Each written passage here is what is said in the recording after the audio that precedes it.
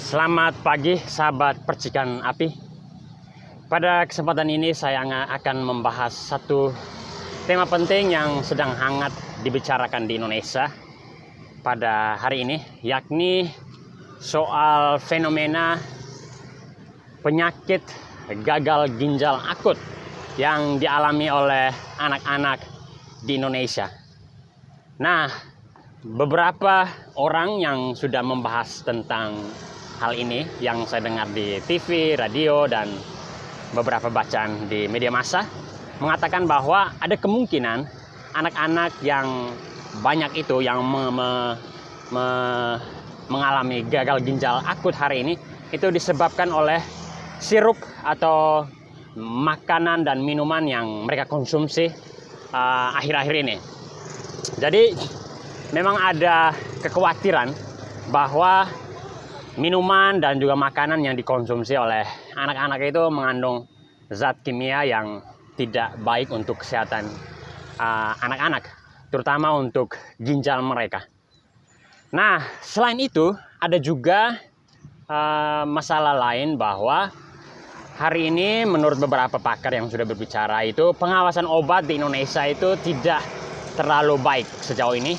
Karena itu ada perusahaan atau institusi yang memproduksi obat itu memproduksi obat yang tidak berkualitas baik dan juga mengandung zat-zat yang merugikan tubuh, terutama ginjal. Nah, tapi fenomena soal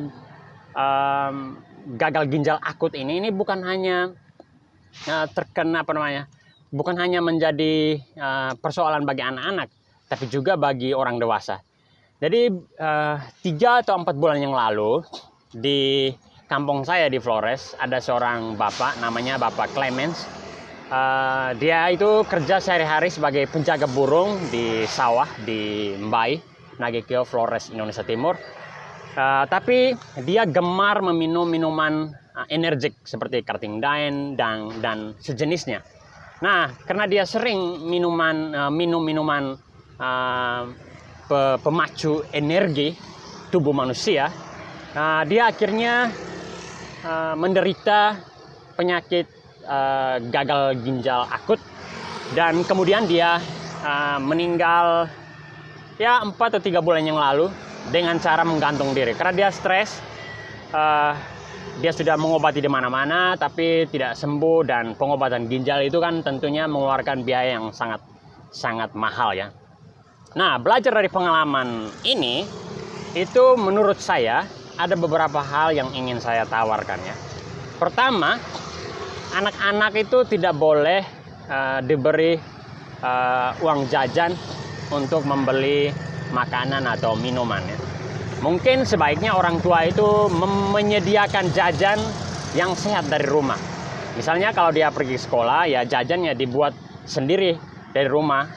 Misalnya dibekali dengan makan siang, atau roti, atau kue, atau apa saja, atau minuman yang disediakan atau dibuat oleh orang tuanya di rumah.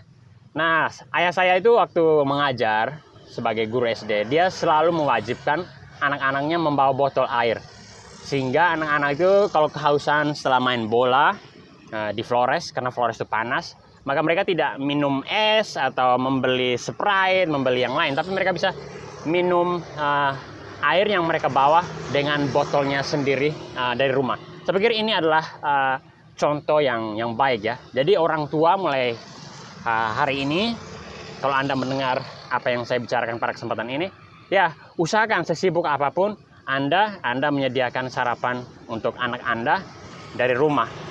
Sarapan atau bekal untuk mereka, untuk makan siang mereka itu dari rumah. Dan satu yang penting adalah menyediakan botol air untuk anak-anak yang bisa dibawa di tas mereka ya. Oke, itu yang pertama. Yang kedua, kalau anak sakit itu menurut saya tidak boleh terlalu cepat memberikan obat ya, terutama obat kimia. Kenapa? Karena ada pepatah dari Norwegia ya, itu sleeping is the best medicine. tidur adalah obat yang terbaik. Nah, kenapa saya mendapatkan pepatah ini? Ya, karena saya pernah bekerja selama kurang lebih 8 atau 9 tahun dengan orang Norwegia, dan setiap kali saya menemani mahasiswa, khususnya mahasiswa study tour ya, karena saya waktu itu bertugas sebagai seorang penerjemah, menemani mahasiswa Norwegia yang melakukan study tour di Indonesia, di Jawa, di Flores, Lombok, Bali. Itu kalau ada mahasiswa yang sakit atau mengeluh sakit, itu profesornya menganjurkan mahasiswanya untuk tidur tanpa memberi obat apapun. Dan 80% mahasiswa yang mengeluh sakit dan ingin tidur atau disarankan untuk tidur itu sembuh. Jadi kalau seandainya dia tidur, dia belum sembuh, ya maka saat itu barulah diberi obat. Kenapa? Karena ya sleeping is the best medicine. Tidur adalah obat yang terbaik. Saya pikir Tuhan sudah memberikan daya imun dalam diri manusia yang bisa melawan penyakit, dan itu bisa dilakukan oleh tubuh kita ketika kita sedang tidur. Kita mendapatkan istirahat yang cukup ya. Nah, lalu satu hal lain soal obat di Indonesia, itu saya lagi-lagi dapat dari salah satu profesor dari Norwegia yang kebetulan adalah partner kerja saya waktu itu, dan 2 anaknya adalah dokter.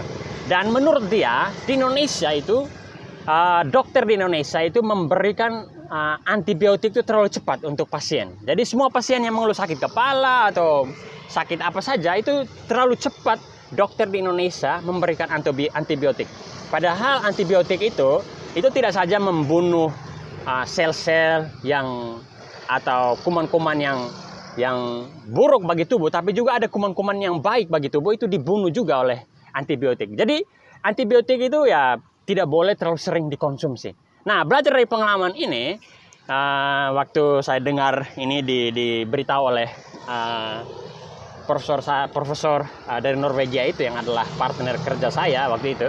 Saya kalau dapat obat dari dokter, biasanya antibiotik saya tidak minum, kecuali saya merasa sakit sekali dan perlu butuh minum antibiotik. Saya biasanya tidak meminum antibiotik, saya skip antibiotik, tapi saya minum obat yang lain yang diberikan oleh dokter. Dan sejauh ini ya saya sehat-sehat saja sampai saat ini tanpa minum antibiotik. Jadi kalau saya rasa tidak layak untuk minum antibiotik, tubuh saya masih kuat untuk tidak minum antibiotik, saya biasanya tidak minum. Saya usahakan untuk menghindar minum antibiotik.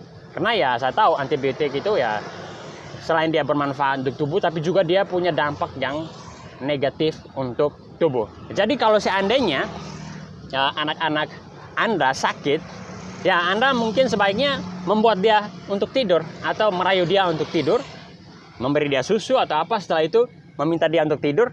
Lihat perkembangan dia setelah dia bangun tidur, apakah dia sehat atau tidak.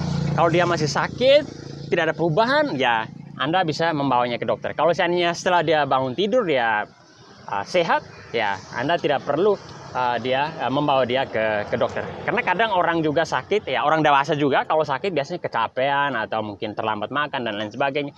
Dan itu bisa dipulihkan dengan tidur.